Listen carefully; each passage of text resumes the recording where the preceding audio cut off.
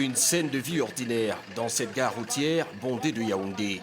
À l'heure de pointe, malgré l'épidémie de coronavirus, la grande affluence des passagers quittant la ville pour sa banlieue. Avec la main ici, s'il vous plaît, de monter. Se laver les mains, le seul geste barrière respecté par les voyageurs comme Jacques qui continue à s'entasser à plusieurs sans masque ni gants dans ce minicar appelé cargo.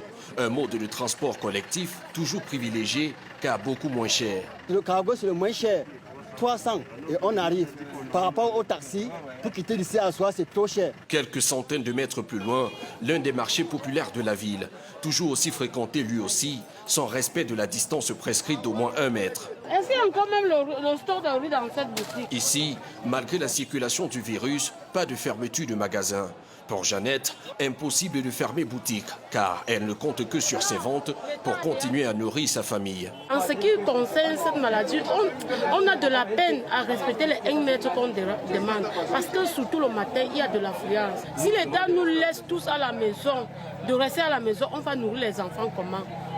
Il n'y a pas l'argent. À la nuit tombée, des patrouilles de gendarmerie pour tenter de faire respecter la fermeture des magasins, bars et restaurants décrétés par le gouvernement. La France est là.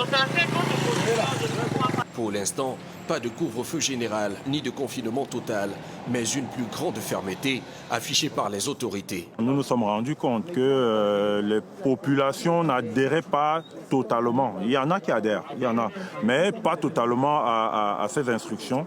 C'est pourquoi nous avons un peu durci le ton. Faire appliquer plus sévèrement les mesures de confinement, tout en appelant les Camerounais à l'esprit de responsabilité. Le pari du Cameroun pour tenter de limiter la propagation du Covid-19.